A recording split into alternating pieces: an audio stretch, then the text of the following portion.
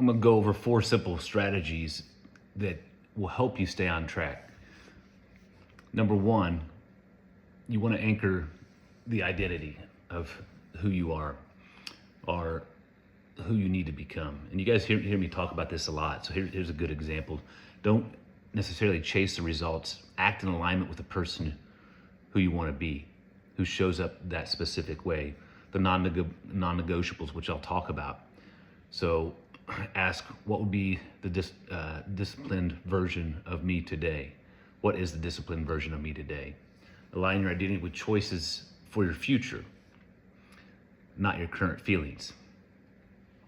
So sometimes we have to separate some of the aspects of how we're feeling and really get clear on the actions of what we need to be doing.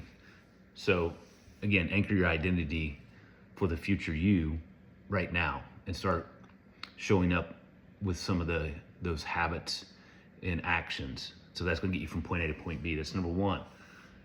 Obviously the plan, I put together these plans for you guys. Sometimes it's going to be a little bit different for each guy, based upon where they're at in their journey, what their current struggles are, what they have, what the accessibility is, and then where they're at with their mindset control and other obligations. You guys all have different competing priorities, like we all do as men and fathers and leaders, and responsibilities, whatever that looks like for you. So each person's plan is going to be specific to them. Now there will be some congruency across there, but what you want to do is minimize the complexity as much as possible. Set standards and goals with how you're going to execute that plan and the non-negotiables. So the ones I talk about a lot are the the lifting, the nutrition, the rest recovery.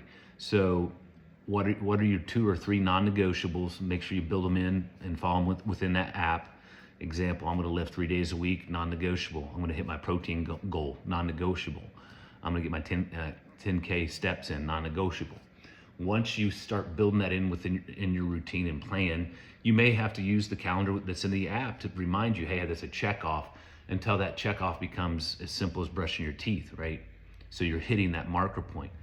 So set your non-negotiables, and again, jump on a coaching call with me, and we can help identify the most crucial. A lot of times I'll tell you guys, hey, here are the 3 most crucial components you can do currently with where you're at. And it's going to help you get from point A to point B. Sometimes stuff goes on, and you may have to shift what those non-negotiables are in your current situation.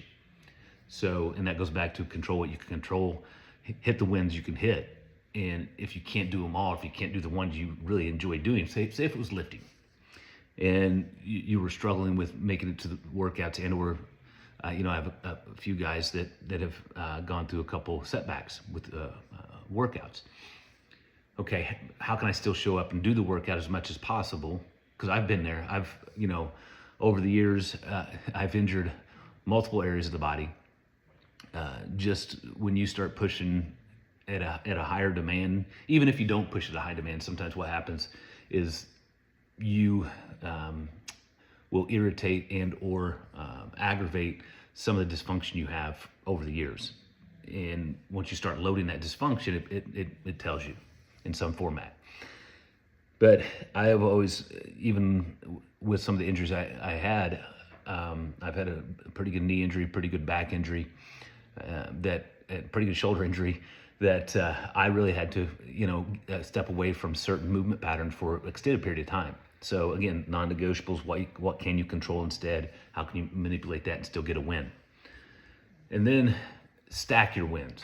You guys got to celebrate the wins. This is an area that me personally, I've really had to work on because I would hit a marker point and just keep moving.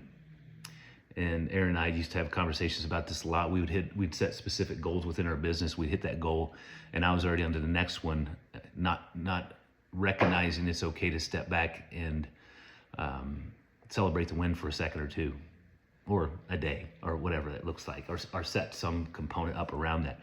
So this is an area that I may still struggle with. I'll hit a marker point and say, okay, what's next? Let's go. Let's keep moving. but you want to celebrate that accomplishment in some format. So track the wins. And what I'm going to have you guys start doing inside the group is I'm going to start asking for wins on a weekly basis, kind of a roll call. I think it's a good one, and continue to build the community. So that way you guys can lean on each other if you need to in specific situations. So track small wins. What was the workouts? Your nutrition, your sleep, your movement. Hey, if you're checking those off and you've built those within your habits, and you're moving in the right direction.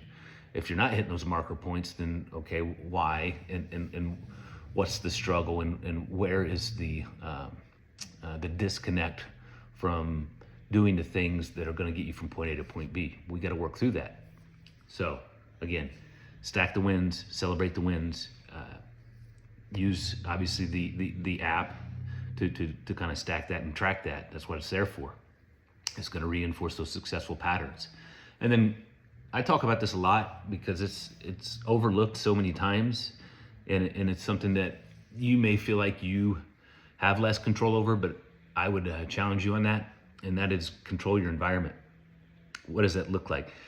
Because you can control your environment just by keeping it a certain way, or rearranging it, or looking at your environment through a different lens. So environment's important. You set up an environment that's going to be successful for you. Again, if you guys want to talk about this more in an individual coaching call, let me know. We can work through a couple of these components. So here's some examples of controlling your environment. If you do meal prep, you have your fridge is set up where you have all your food prep for the week, or your office, or your place of employment. Keep your gym bag and all your gear ready to go at all times.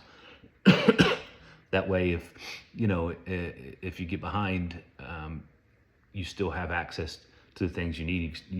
If you miss it in the morning, you can go hit the gym in the evening. So the other one, and this is things that you guys probably don't think about, but using higher level coaches over the years, for myself and for Aaron, sometimes the environment you can change pretty simple. And one of them is like, okay, let's look in your closet. Let's clean your closet out. Let's get rid of all the stuff that you're never going to wear again. Let's organize it, straighten it, and tidy it up, and get rid of some things. Maybe your garage, maybe a closet. We're going through that right now, but if you clean that environment up, there's going to be a shift. And when you see that area and it's nice and clean and straightened, that you've changed the environment, and you're changing some of the components that you had some association with. The reason I started with the closet is so many times what I see is people hold on to clothing, and that clothing is a representation of maybe who they used to be, and it may not be serving them anymore, but when they go in that closet and see those clothes, it gives them some type of emotional response, emotional feeling. So moving some of those emotional garbage components out is a great strategy. I have a whole bag in my closet because I'm personally going through my own physical transformation again, and I've been through that a couple different times in changing how much muscle mass I had, how much I weighed and things of that nature. So I do have some clothes that, either are too big for me, or maybe they're too small. But I'm going through that component right now and getting rid of bags of clothes that are not serving me, and or that I don't need anymore.